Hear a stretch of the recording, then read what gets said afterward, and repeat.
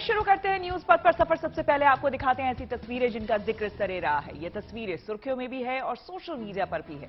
इनसे आपका बाखबर होना बेहद जरूरी है क्योंकि चौराहे पर इन्हीं की चर्चा है।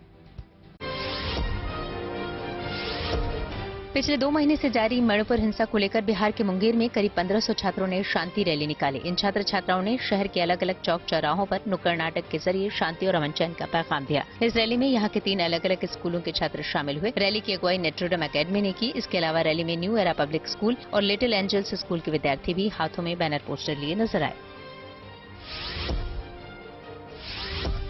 रील बनाने के चक्कर में सूरत के 2 युवकों को जेल की हवा खानी पड़ी। दरअसल 2 लड़के शहर में कमर्शियल बिल्डिंग की छत पर चढ़कर कुछ इस अंदाज में वीडियो बना रहे थे कि जरा सी चूक उनके लिए जानलेवा साबित होती। लेकिन सोशल मीडिया का क्रेज ऐसा कि दोनों युवक अपनी जान जोखिम में डालकर वीडियो बनाते नजर आए। हालांकि वो इस बात से अनजान थे कि उनकी इस हरकत का भी कोई वीडियो बना रहा है और ये वीडियो पुलिस के हाथ भी लग गया, जिसके बाद पुलिस हरकत में आई और इन्हें ढूंढकर थाने ले गई।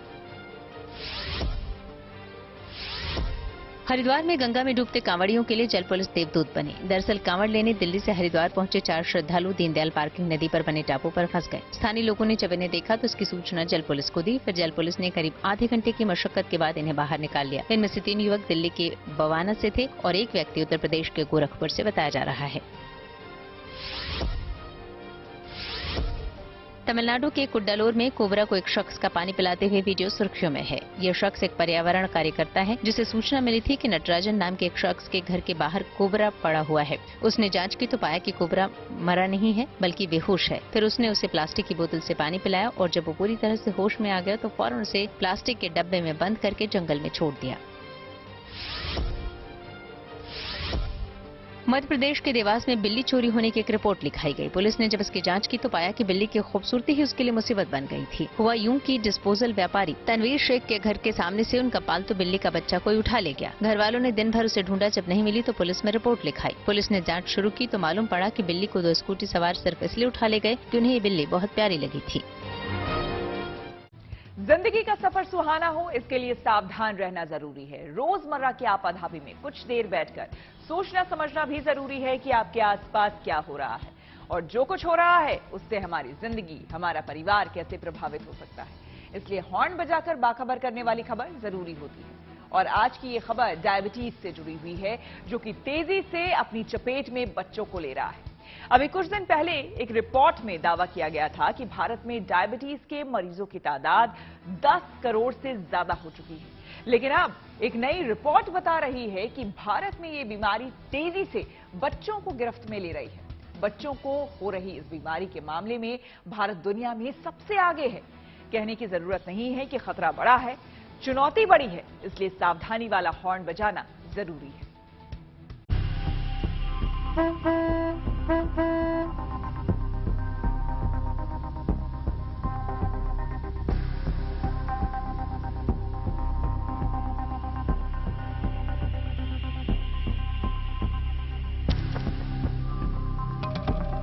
मम्मी के हाथ का बना खाना पसंद न आए, बाहर का हाई कोलेस्ट्रॉल वाला जंक फूड ही भाए। अब तो खेलना कूदना भी हुआ बंद,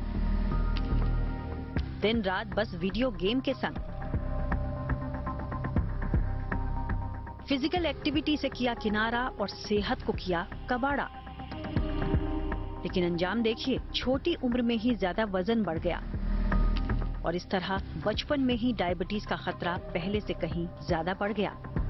एक नई स्टडी में दावा किया गया है कि बच्चों को डायबिटीज और इससे होने वाली मौत के मामले में भारत दुनिया में सबसे आगे है।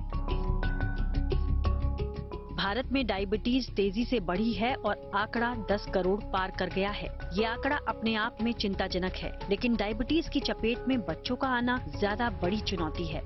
इसलिए जरूरी है कि इसे लेकर सावधानी वाला हॉर्न बजाया जाए।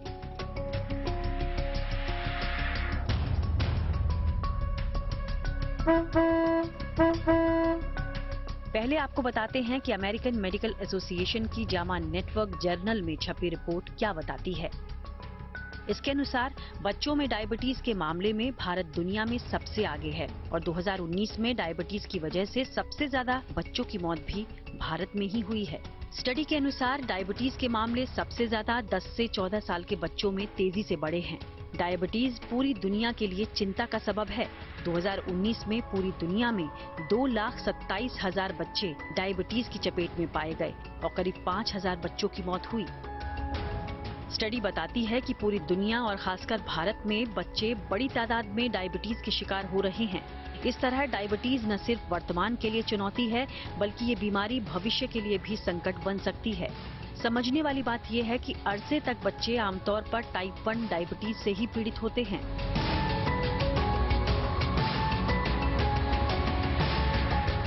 लेकिन अब बच्चों में टाइप 2 डायबिटीज तेजी से फैल रहा है, जो ज्यादा खतरनाक है।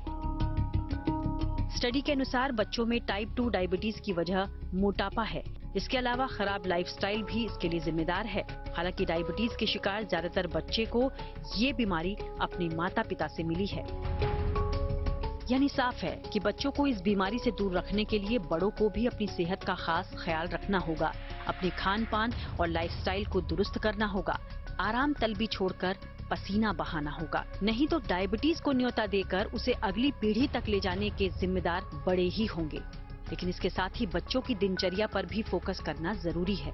जानकार मानते हैं कि कोरोना काल के दौरान घर में बंद रहने का असर बच्चों की सेहत पर भी हुआ है। टेक्नोलॉजी ने भी उनकी आदतें बदल दी हैं। सबका मिलाजुला असर ये है कि मोटापे की बीमारी महामारी में तब्दील होती जा रही है, जो डायबिटीज की बड़ी वजह है। और इसे कंट्रोल करने के लिए बच्चों को पौष्टिक और संतुलित आहार देना जरूरी है। बच्चों को जंक फूड और सॉफ्ट ड्रिंक्स के नुकसान बताएं, इनसे बच्चों को दूर रखें। फिजिकल एक्टिविटी को उनकी जीवन शैली का हिस्सा बनाएं और समय पर उठने और सोने के लिए प्रेरित जरूर करें। यानी खान पान के साथ उनकी लाइफस्टाइल अच्छी की जाए तो यकीनन डायबिटीज के खतरे का मुकाबला किया जा सकता है। इसलिए सतर्क रहें और दूसरों को सावधान करने के लिए हॉर्न जरूर बजाएं। Bureau report, good news today.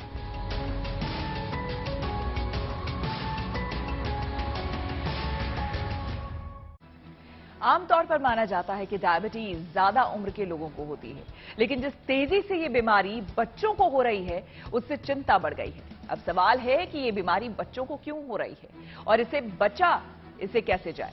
हमने बात की डॉक्टर अरुण कुमार सिंह से, सुनिए क्या कह रहे हैं। बच्चों में टाइप 2 डायबिटीज पाए जाने का, बढ़ने का प्रमुख कारण जो है बच्चों में मोटापा, फास्ट और प्रोसेस्ड फूड खाने की आदतें और एक्सरसाइज ना करना, ये प्रमुख कारण है। सबका ध्यान जो है वो एकेडमिक्स पे केंद्रित है। बच्चे हार्डली आउटडोर गेम्स खेलते हैं, वो वीडियो गेम्स खेलते हैं, फ़ोन पे बिजी हैं, टीवी पे बिजी हैं, वीडियो गेम्स खेल रहे हैं। सो इससे बचने के लिए हमें जागरूकता बढ़ानी पड़ेगी, पेरेंट्स को जागरूक होना पड़ेगा, स्कूल में टीचर्स को भी जागरूक होना पड़ेगा कि पढ़ाई के साथ साथ कम से कम 1 घंटा व्यायाम या आउटडोर गेम्स में बच्चों को एंगेज किया जाए। फास्ट फूड, प्रोसेस्ड फूड कम से कम इस्तेमाल किया जाए और उनका वजन, वेट, BMI जो है कंट्रोल रखा जाए। साथ ही जिन बच्चों के परिवार में, जिन बच्चों के माता पिता को डायबिटीज़ है, जो बच्चे मोटे हैं, ओवरवेट हैं, उनका समय समय पर डायबिटीज़ के लिए टेस्टिंग भी किया जाए, जिससे डायबिटीज़ का डायग्नोसिस सही समय पर हो सके और उसके दुष्प्रभावों से इन बच्चों को बचाया जा सके। डायबिटीज के मामले में एक बात और आपको समझनी चाहिए। अभी तक बच्चों में टाइप 1 डायबिटीज के केस ज्यादा सामने आते थे, लेकिन नई रिपोर्ट में बताया गया है कि टाइप 2 के मामले तेजी से बढ़ गए हैं, जिससे कि ज्यादा बड़ा खतरा है। टाइप 1 और टाइप 2 में क्या फर्क है, इसे हमने समझा डॉक्टर रमनीक सिंह बेदी से। टाइप 1 डायबिटीज जो है चाइल्डहुड में वो पाई जाती है। उनमें तो ये कारण है कि ये जेनेटिक जो है वो उससे ट्रैवल करती है, जैसे कि मैंने बताया। अब उसमें डायग्नोसिस जो है वो बहुत लेट हो रहा है। क्यों वो डायग्नोज लेट क्यों हो रहा है? पहले तो जो आम जनता में इसकी जागरूकता जो है वो बहुत कम है और खास करके जो डायबिटीज के स्पेशलिस्ट हैं ये हिंदुस्तान में बहुत ही कम है। दूसरी बात जो है लेबोरेटरीज भी हैं, वो भी जो है स्पेशलाइज्ड लेबोरेटरी, स्टैंडर्डाइज्ड लेबोरेटरीज हैं, उसकी भी बहुत ज़्यादा कमी है हिंदुस्तान में। तो ये सब जो हमें कदम उठाने पड़ेंगे ताकि डायबिटीज़ की जो जागरूकता बढ़े और उनकी जो एक्सेसिबिलिटी है, जिसको अगर कोई डायबिटीज़ है या कुछ है उसको अर्ली डायग्नोस डायग्नोसिस हो, उसकी ट्रीटमेंट जो है वो प्रॉपर तरीके से हो और उसकी मॉनिटरिंग जो है वो भी प्रॉपर तरीके से होनी चाहिए। पहले हमने ये देखा था कि टाइप 2 जो डायबिटीज थी वो अधिकतर एडल्ट्स में पाई जाती थी। अब एक दूसरा स्पेक्ट्रम आ गया है कि जहां पर ओबेसिटी है या जहां पर लोग जो हैं, जो बच्चे जो हैं वो बहुत मोटापा उनमें पाया जाता है, ये हायर सोशो इकोनॉमिक स्टेटस में ये बात नजर आ रही है। और ओबेसिटी के कारण ये लाइफस्टाइल डिजीज जो है पहले जो एडल्ट्स में देखी जाती थी टाइप 2 डायबिटीज की शक्ल में, वो अब बच्चों में भी देखी जा रही है। महाराष्ट्र में जारी सियासी घमासान के बीच दिल्ली में शरद पवार ने कार्यकारिणी की बैठक बुलाई है। आपको सीधे लिए चलते हैं हम न्यूज एक्सप्रेस पर, जहां देश से जुड़ी कुछ और जरूरी खबरें कर रही हैं आपका इंतजार। डेटा प्रोटेक्शन बिल को कैबिनेट की मंजूरी मिल गई है। माना जा रहा है कि सरकार मानसून सत्र में ये बिल ला सकती है। Digital personal data protection bill के ड्राफ्ट के मुताबिक इसके दायरे में ऑनलाइन और ऐसा ऑफलाइन डेटा जिसे बाद में डिजिटाइज किया गया हो, दोनों आएगा। बिना आपकी मर्जी के आपका डेटा इस्तेमाल नहीं होगा। नए बिल के मुताबिक कोई यूजर अगर अपना सोशल मीडिया अकाउंट डिलीट करता है तो कंपनी को भी उसके डाटा को खत्म करना होगा। बच्चों का डेटा इस्तेमाल करने को लेकर भी सोशल मीडिया कंपनियों के लिए कड़े प्रावधान होंगे। इस कानून का पालन हो, इसे सुनिश्चित करने के लिए सरकार एक डाटा प्रोटेक्शन बोर्ड बनाएगी। नियमों का उल्लंघन करने पर पेनाल्टी बढ़ाकर 500 करोड़ रुपए तक कर दिया गया। महाराष्ट्र में दिन भर चले सियासी घटनाक्रम के बाद अजित पवार गुट ने बड़ा दावा किया। उनके मुताबिक शरद पवार को एनसीपी के राष्ट्रीय अध्यक्ष पद से हटा दिया गया है और अब अजित पवार एनसीपी के नए राष्ट्रीय अध्यक्ष होंगे। इसे लेकर चुनाव आयोग में भी याचिका दी गई है। उधर शरद पवार ने कल दिल्ली में एनसीपी की राष्ट्रीय कार्यकारिणी की बैठक बुलाई है। मेरठ में कांवड़ियों की समस्याओं के समाधान के लिए एक ऐप लॉन्च किया गया, जिसमें होटल से लेकर मेडिकल सुविधा और पुलिस की सहायता से लेकर पेट्रोल पंप तक की जानकारी दी गई है। इस सुगम कांवड़ मेरठ मोबाइल ऐप को डाउनलोड करने के लिए बस QR कोड स्कैन करना होगा, जो यात्रा के रास्तों पर जगह जगह लगा होगा। मेरठ प्रशासन के मुताबिक हर साल लगभग 2.5 करोड़ कांवड़िए हरिद्वार से जल लेकर मेरठ से होकर गुजरते हैं। विश्वविख्यात केदारनाथ मंदिर में रील्स बनाने वालों पर अब ऑपरेशन मर्यादा के तहत कार्रवाई होगी। रुद्रप्रयाग पुलिस ने बताया कि बद्री केदार मंदिर समिति ने पुलिस से मंदिर के गर्भगृह में वीडियो बनाने वालों के खिलाफ कार्रवाई की मांग की, जिसके बाद रुद्रप्रयाग पुलिस ने फैसला लिया है कि पुलिस की गश्त टीम रील्स बनाने वालों पर नजर रखेगी और मंदिर के गर्भगृह में किसी को भी फोन ले जाने की इजाजत नहीं होगी। हालांकि मंदिर के गर्भगृह में पहले से ही फोन पर पाबंदी है, बावजूद इसके सोशल मीडिया पर कई वीडियो जमकर वायरल हो रहे हैं। ऐसे में श्रद्धालुओं की शिकायत पर मंदिर प्रशासन ने पुलिस से एक्शन की मांग की। चंद्रयान 3 की लॉन्चिंग के लिए इसरो ने तैयारी शुरू कर दी है। इसरो ने सोशल मीडिया पर तस्वीरें शेयर की हैं। चंद्रयान 3 की इनकैप्सुलेटेड असेंबली को LVM-3 के साथ जोड़ा गया है। बताया जा रहा है कि 13 से 19 जुलाई के बीच चंद्रयान 3 लॉन्च हो सकता है। खबरों के एक्सप्रेसवे से आगे रुक करते हैं सियासी ढाबे का, जहां आज की सबसे दिलचस्प खबर मौजूद है। पवार परिवार के लिए आज एक बड़े फैसले का दिन था। परिवार में दरार तो आ ही चुकी है, सवाल ये था कि पार्टी पर किसका हक होगा। एक शहर में 2 अलग अलग जगहों पर मुकाबला शुरू हुआ। स्कोर बोर्ड पर विधायकों के नंबर आए और नतीजा अजीत पवार के पक्ष में गया। साहिब कहे जाने वाले शरद पवार को दादा यानी कि अजीत पवार ने नंबर गेम में शिकस्त दे दी, लेकिन जंग अभी खत्म नहीं हुई है। एनसीपी के नाम निशान की लड़ाई अभी कई मोर्चों पर लड़ी जानी है और जीत के अपने अपने दावे हैं। देखिए पूरी रिपोर्ट।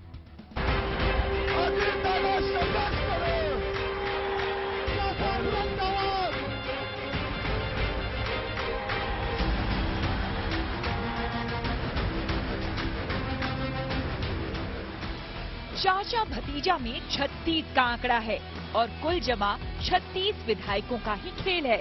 यानी जिसके पास 36 विधायक वही असली पवार, उसके पास पावर। लेकिन सियासत की फितरत देखिए, जब शक्ति प्रदर्शन की बारी आई तो पार्टी बनाने वाले शरद पवार के पास सिर्फ 14 विधायक पहुंचे। कहने की जरूरत नहीं कि नंबर के खेल में चाचा को शिकस्त देकर बाजी भतीजे ने मार ली।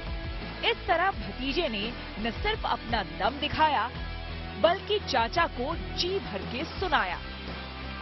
नोकरीमध्ये लागला तर महाराष्ट्र सरकारमध्ये 58व्या वर्षी रिटायर होतो। IAS IPS असेल तर 60व्या वर्षी रिटायर होतात। राजकीय जीवनामध्ये असेल तर भाजपमध्ये 75 वर्षानंतर रिटायर केलं जातं। अडवाणींची उदाहरण घ्या, मुरली मनोहर जोशींचं उदाहरण घ्या, कुणाचंही उदाहरण घ्या। त्याच्यानंतरच्या काळामध्ये आता नवीन पिढी पुढे येते, तुम्ही आशीर्वाद द्या ना. चुकलं तर सांगा ना, अजित तुझं हे चुकलं. आता जर वय जास्त झालं, 82 झालं, 83 झालं, तुम्ही कधी थांबणार आहात का नाही? माझ्या वाचनात आणि ऐकण्यात आता आलं की काही लोकांचं म्हणणं आहे की काही लोकांचं वय झालंय, त्याच्यामुळे त्यांनी फक्त आशीर्वाद द्यावे. का बरं आशीर्वाद द्यावे? रतन टाटा साहेबांपेक्षा 3 वर्षांनी मोठे आहेत. आजही टाटा ग्रुप पोटतिरकीनी लढतात आणि सगळ्यात मोठा कुठला ग्रुप आहे आज देशात? टाटा ग्रुप आहे. रतन टाटांचं वय काय? 86. अरे सबसे देखो तो फारूक अब्दुल्ला साहेबांपेक्षा 3 वर्षांनी मोठे आहेत. मला विचारलं, अरे क्या हो रहा है एनसीपी में? म्हटलं अंकल ऐसे ऐसे हो रहा है. अरे लड़ मैं तो शरद से 3 साल बड़ा हूं, मैं लड़ रहा हूं शरद को बोल मेरे तरह तू भी लड़ ले. यूं तो अजीत पवार ने चाचा के प्रति सम्मान दिखाया, गुरु और मार्गदर्शक भी बताया, लेकिन लगे हाथ बंटवारे की गहरी लकीर भी खींच दी. जिन्हें लग रहा था कि भतीजे का बीजेपी के साथ जाना चाचा का प्लान हो सकता है, उनका भ्रम भी दूर कर दिया.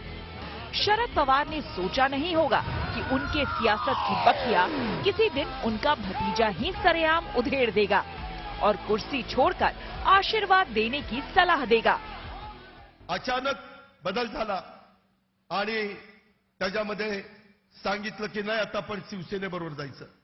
मला सांगा, 2017ला शिवसेना जातीवादी म्हणून त्यांच्याबरोबर जायचं नाही, असं काय चमत्कार झाला की दोन वर्षांनी शिवसेना मित्र पक्ष झाला आणि ज्या भाजपबरोबर जाणार होतो तो भाजप जातीवादी झाला?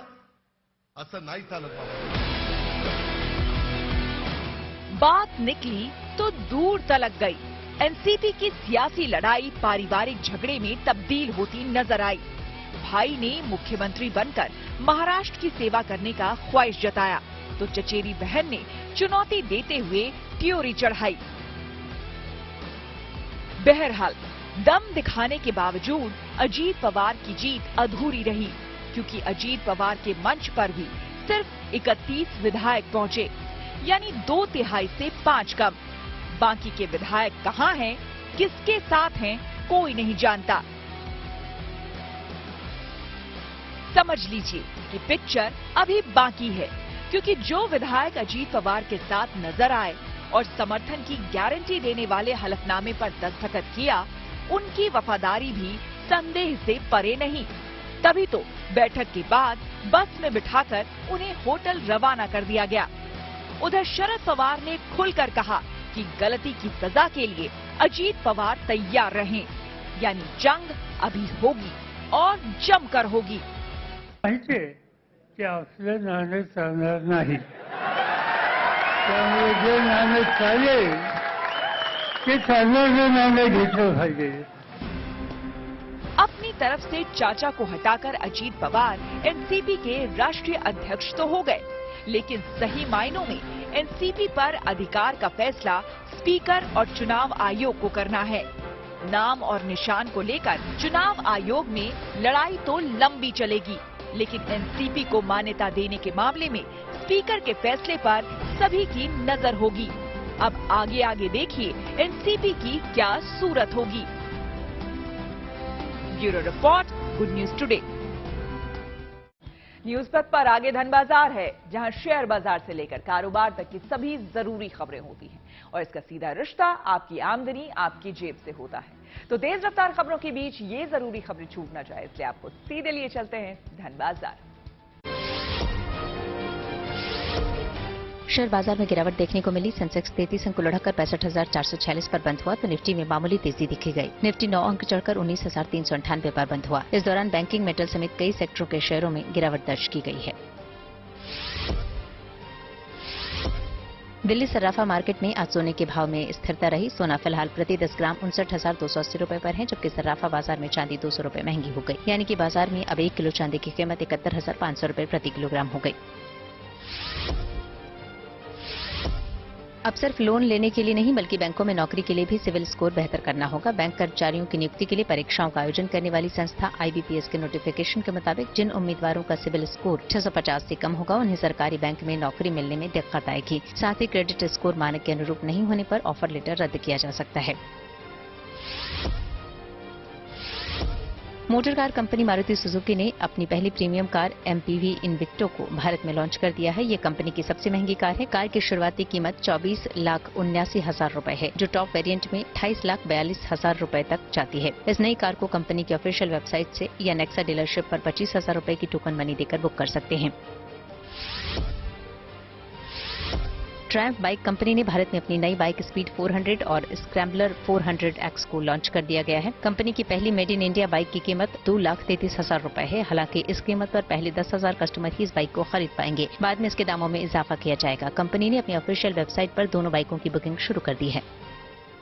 और अब रुक करते हैं प्रगति मार्ग का, जहां ऐसी खबरें हैं जो कि देश की तरक्की, प्रगति और लोगों की काबिलियत दिखाती है। उत्तर प्रदेश के सीएम योगी आदित्यनाथ ने बाल सेवा योजना के तहत ऐसे बच्चों को सर्टिफिकेट और तोहफे दिए जो कभी सड़कों पर भीख मांगा करते थे या फिर बलून या खिलौने बेचने का काम करते थे। लेकिन बाल सेवा योजना के तहत सरकार की मदद से अब इन बच्चों का स्कूलों में दाखिला कराया गया है और इन्हें हर महीने 2500 रुपए पढ़ाई के लिए भी दिए जाएंगे।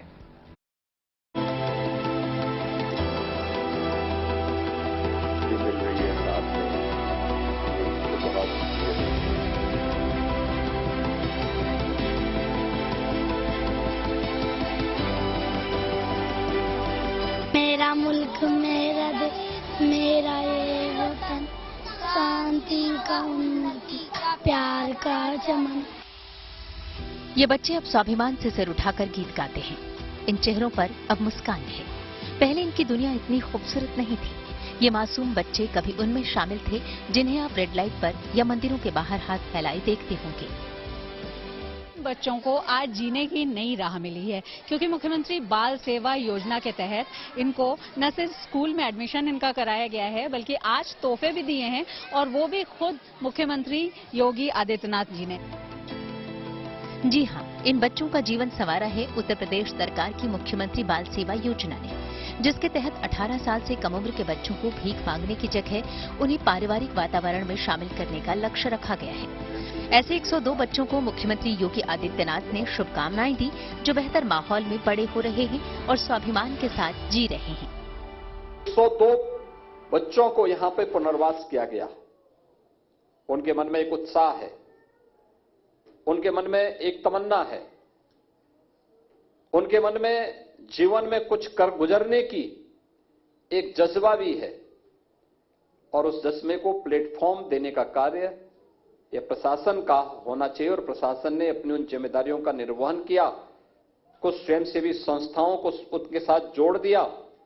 आज परिणाम हम सबके सामने हैं कि लखनऊ में 102 ऐसे बच्चे आज स्माइल परियोजना के साथ जुड़ करके अपने उज्जवल भविष्य के लिए एक नई लगन और एक नई परिश्रम के साथ आगे बढ़ रहे हैं। मुख्यमंत्री योगी आदित्यनाथ ने इन बच्चों को सर्टिफिकेट और तोहफे दिए। बच्चों को चॉकलेट, पढ़ाई लिखाई का सामान और उनकी माओं को साड़ियां दी। बच्चों ने भी तुलसी के पौधे से मुख्यमंत्री का स्वागत किया। इस खास मौके पर बच्चों और उनके अभिभावकों ने मुख्यमंत्री के सामने अपनी भावनाएं जाहिर की। पहले हम लोग बैलून बबल बेचते, मैम अलग अलग छोराव पे मांगने जाते थे, तो वहाँ के जो लोग रहते वो मार देते मैम, कुछ लोग डांट देते, कुछ लोग भगा देते मैम। हम लोग को बहुत बुरा लगता था मैम। हमारी एक दीदी है मैम जिनका एक्सीडेंट हो गया मैम, उनको अस्पताल में कोई जल्दी एडमिट नहीं ले रहा था, और मैम उनकी मम्मी ने किसी तरह कुछ पैसे जमा किए, उन्होंने कहा कि बाकी पैसे हम आपको इलाज के बाद दे। मैम धीरे धीरे करके हमारी दीदी चलने लगी मैम। हमें बहुत बुरा लगा कि सब लोग हम ही लोग के साथ ऐसा क्यों करते। मैं 10 साल का था जब मैम, तो मेरे पापा की तबीयत खराब थी, तो वहाँ पे मैं अपने मम्मी पापा को लेकर डॉक्टर के पास गया, तो वहाँ पे हम लोगों के पास 100 रुपये कम पड़ रहे थे, तो उन लोगों ने आधी दवाई काट ली। मेरे पापा ने आधी दवाई खा के ही सोनी पड़ी। मुझे वो बेइज्जती अच्छी नहीं लगी। बस उसी दिन से मैंने ये ठान लिया कि मैं एक डॉक्टर बनूंगा। उत्तर प्रदेश में मुख्यमंत्री बाल सेवा योजना के लिए सरकार के सभी मंत्रालय मिलजुल कर काम कर रहे हैं, ताकि प्रदेश में बच्चों का भविष्य संवर सके और भीख मंगवाने की आड़ में पनप रहे अपराधियों पर शिकंजा कसा जा सके। जो बच्चे हैं वो उनको आज पहली बार एक ऐसी जगह आने का मौका मिला है, क्योंकि ये मुख्यमंत्री आवास है, इसमें खुद मुख्यमंत्री शामिल थे और तमाम ऐसे लोग शामिल थे जिनसे पहली बार ये बच्चे मिले और जिनसे मिलना इन बच्चों का या इन जैसे बच्चों का सपना हो सकता है। मुख्यमंत्री बाल सेवा योजना के तहत इन बच्चों को भिक्षावृत्ति से दूर कर न सिर्फ उनका एडमिशन कराया गया बल्कि उनको आगे की पढ़ाई के लिए भी मदद की जाएगी और आज उनको तोहफे और स्कूल किट भी दिया गया। उसी की खुशी इन बच्चों के चेहरे पर चमक रही है। न्यूज पथ पर अब सोशल अड्डा पर थोड़ा सा रुकते हैं और आज के मुद्दे पर लोगों की राय जानते हैं। सोशल अड्डा में आज का मुद्दा कोलकाता के नामी गिरामी लोरेटो कॉलेज से जुड़ा हुआ है, जो अपने एक अजीबोगरीब फरमान की वजह से चर्चा में आ गया है। आपको बता दें कि कोलकाता के पार्क स्ट्रीट इलाके में बने लोरेटो कॉलेज ने 1 जुलाई से शुरू हुए अंडर ग्रेजुएट कोर्स में दाखिले के लिए एक पॉलिसी जारी की थी। इस पॉलिसी में कहा गया था कि सिर्फ वही छात्र दाखिले के लिए आवेदन करें जिन्होंने 12वीं की परीक्षा अंग्रेजी मीडियम में पास की हो, न कि बंगाली में। ब्रिटिश राज में बने 111 साल पुराने लोरेटो कॉलेज के इस नोटिफिकेशन में अंग्रेजी मीडियम वाली शर्त पर विवाद खड़ा हो गया। कलकत्ता यूनिवर्सिटी से जुड़े लोरेटो कॉलेज का ये फरमान सोशल मीडिया में वायरल हो गया और बंगाल के लोगों ने इस पर आपत्ति जताते हुए इसका कड़ा विरोध किया। दाखिले के लिए अंग्रेजी मीडियम वाली शर्त पर भारी विरोध बढ़ता देख लोरेटो कॉलेज ने एक नया नोटिस जारी करते हुए लोगों से माफी मांगी। लोरेटो कॉलेज ने नए नोटिस में पहले जारी की गई एडमिशन पॉलिसी को गलत बताया और बंगाल के लोगों से इस गलती के लिए बिना शर्त माफी भी मांगी। 1912 में स्थापित लोरेटो कॉलेज ने अपनी एडमिशन पॉलिसी में कहा था कि कॉलेज में पढ़ाई का माध्यम केवल अंग्रेजी है, इसलिए छात्रों को अंग्रेजी आना बहुत आवश्यक है। पॉलिसी के मुताबिक छात्रों को अंग्रेजी का अच्छा ज्ञान होना चाहिए और उन्हें परीक्षाओं का उत्तर केवल अंग्रेजी में देना होगा। इसके साथ ही ये भी कहा गया था कि कॉलेज की लाइब्रेरी में सभी टेक्स्ट बुक अंग्रेजी में हैं। बंगाली या हिंदी जैसी क्षेत्रीय भाषा की किताबें उपलब्ध नहीं हैं। इस एडमिशन पॉलिसी को लेकर मचे हड़कंप के बाद कलकत्ता यूनिवर्सिटी ने भी लोरेटो कॉलेज से पूछा है कि ऐसा दिशा निर्देश क्यों जारी किया गया। अब लोरेटो कॉलेज के इस विवादित फरमान को लेकर हमने कुछ लोगों से बात की और उनकी राय जानी। ये जो फरमान जारी किया गया था कॉलेज की तरफ से कि वर्नाकुलर लैंग्वेज से अगर आप आते हो वो फिर वापस ले लिया गया है, तो आपका क्या कहना है इसमें? देखिए, पहली बात तो ये बहुत अत्यधिक निंदा की घटना है कि पश्चिम बंगाल में जहाँ तक अधिकतर बच्चे बंगाली मीडियम से पास आउट होते हैं। बंगाली मीडियम से पास आउट होने के बाद जब वो लोग कॉलेज, वैसे कॉलेजों की बहुत कमी है पश्चिम बंगाल में, बट उसके बाद भी अगर कॉलेजों में इस तरह के नोटिस आने लगेंगे तो ये जो बंगाली मीडियम से जो छात्र पढ़ रहे हैं उनका क्या होगा। और ये कहीं ना कहीं जो प्रशासन रहा है कॉलेज का, उनकी भी कहीं ना कहीं जो कॉलोनियल एक हैंगओवर है जिसको हम लोग एलिटिज्म कहते हैं, ये प्रकाश करता है। इस तरीके का नोटिस जब एक कॉलेज निकाल रहा है तो इससे ये भी स्पष्ट हो सकता है कि इनको सरकार का भी एक तरीके से समर्थन है। सरकार ये चाहती है कि ये बंगाली मीडियम इंग्लिश, जो बंगाली मीडियम जो स्कूल है वो उठ जाए और सब बच्चे प्राइवेट में शिफ्ट हो जाए, क्योंकि स्कूल चलाना उनके लिए कहीं ना कहीं नुकसानदायक है। सीयू एक सरकारी कॉलेज है, हम लोगों के पैसे से चलने वाली कॉलेज है और बंगाल की आम जनता जो है या फिर देश की आम जनता वो इंग्लिश में ही बोलती है, वो अपना वर्नाकुलर लैंग्वेज ही बोलती है, कोई हिंदी, मराठी, बंगाली, आदिवासी भाषा। तो हम लोगों के पैसे से चलने वाली एक कॉलेज वो हमको ही सिखाएगी कि हम कौन भाषा में बात करें ना करें। ये सरकार की भी एक मानसिकता, जिन्होंने जैसे उन्होंने कहा सरकार भी इसको प्रमोट करिए। सरकारी कॉलेज कैसे सरकार से बिना कंसल्ट किए ये बातें बोल सकती है किसी को। आपके पास आएंगे, आपका क्या कहना है अगर सरकारी कॉलेज ऐसे करती है तो इसमें क्या विरोध होनी चाहिए? स्टूडेंट्स आप लोग हो, आप लोग को क्या लगता है कैसे विरोध करना चाहिए? देखिए, मुझे तो लगता है पहली बात जो अमेरिका में मैंने जो सुना है, एक न्यूज आया था कि वहाँ पे हिंदी जो लैंग्वेज है वो चालू कर रहे हैं 1000 स्कूल में 800 करोड़ खर्च करके। जो हमारा जो कल्चर है वो अमेरिका प्रमोट कर रहा है, लेकिन हमारा ये कॉलेज यहाँ पे वेस्टर्नाइजेशन, ये वेस्टर्नाइजेशन का एक माध्यम है, उस माध्यम से इंग्लिश को हम पर छपा रहा है एवं हमारा जो वर्नाकुलर लैंग्वेज है बांग्ला और हिंदी जो बोलो उसको दबाया जा रहा है। ये एक एजुकेशनल इनइक्वालिटी है, जो ये एजुकेशनल इनइक्वालिटी के विरुद्ध हम लोगों को सब लोग एक साथ खड़ा होना चाहिए। आपके पास आएंगे, आपका क्या कहना है ये जो हुआ? आपको नहीं लगता कि इंग्लिश भी इम्पोर्टेंट है? हाँ, इंग्लिश बिल्कुल इम्पोर्टेंट है, लेकिन जैसे मैं खुद की बात करूं, मैं खुद बंगाली मीडियम का स्टूडेंट हूं, ठीक है। लेकिन मैं कहीं किसी दौर से मैं किसी से कम नहीं मानता खुद को, ठीक है, क्योंकि फिर भी एक लैंग्वेज के आधार पे तुम बंगाली मीडियम से पढ़े हो, तुम हिंदी मीडियम से पढ़े हो, तुम फलाना ढिमकाना कुछ भी मीडियम से पढ़ा, उसके आधार पे किसी के स्टूडेंट के साथ डिस्क्रिमिनेशन कर तुम कॉलेज में दाखिला नहीं दे सकते, ये पूरी डिस्क्रिमिनेशन है। सरकार ने इसके ऊपर व्यवस्था भी लिया है। जब सीयू को पता चला तो सीयू ने नोटिस भी जारी किया लोरेटो कॉलेज में, लोरेटो कॉलेज एपोलोजाइज भी किया। उस पद पर आगे पब्लिक होर्डिंग पर कॉलेज में असिस्टेंट प्रोफेसर बनने की चाहत रखने वालों के लिए एक अच्छी खबर है। यूजीसी यानी कि यूनिवर्सिटी ग्रांट्स कमीशन ने असिस्टेंट प्रोफेसर बनने के लिए न्यूनतम योग्यता तय कर दी है। आपको बता दें कि यूजीसी ने एक नोटिफिकेशन जारी करते हुए असिस्टेंट प्रोफेसर के लिए पीएचडी की अनिवार्यता खत्म कर दी है। नोटिफिकेशन के मुताबिक किसी कॉलेज या यूनिवर्सिटी में असिस्टेंट प्रोफेसर बनने के लिए न्यूनतम योग्यता के तौर पर नेट, सेट या स्लेट पास करना जरूरी होगा। यानी कि अब नेट, सेट या स्लेट पास करने वाले उम्मीदवार सीधे असिस्टेंट प्रोफेसर के पद पर नौकरी पा सकेंगे।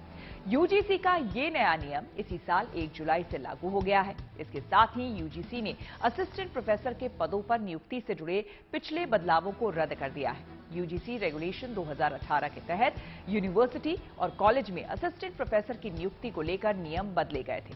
अब इन्हें यूजीसी रेगुलेशन 2023 के तहत बदल दिया गया है। नए नियमों के लागू होने पर 2021 में किए गए नियुक्ति संबंधी बदलावों को भी अब रद्द माना जाएगा। यूजीसी चेयरमैन ने बताया कि असिस्टेंट प्रोफेसर के पद पर नियुक्ति के लिए पीएचडी क्वालिफिकेशन वैकल्पिक रहेगी। 2021 में केंद्रीय शिक्षा मंत्री धर्मेंद्र प्रधान ने भी कहा था कि मौजूदा एजुकेशन सिस्टम के तहत यूनिवर्सिटी में असिस्टेंट प्रोफेसर की नियुक्ति के लिए पीएचडी को अनिवार्य करना उचित नहीं है। धर्मेंद्र प्रधान ने कहा था कि अगर अच्छी प्रतिभाओं को टीचिंग में लाने के लिए पीएचडी की शर्त रखना ठीक नहीं होगा। इसके साथ ही उन्होंने एसोसिएट प्रोफेसर और प्रोफेसर लेवल वाले पीएचडी की योग्यता को जरूरी बताया था। उस पथ में इसी के साथ मेरे साथ यानी कि श्वेता झा के साथ फिलहाल इतना ही। देश दुनिया की तमाम पॉजिटिव खबरों के लिए आप देखते रहिए गुड न्यूज टुडे।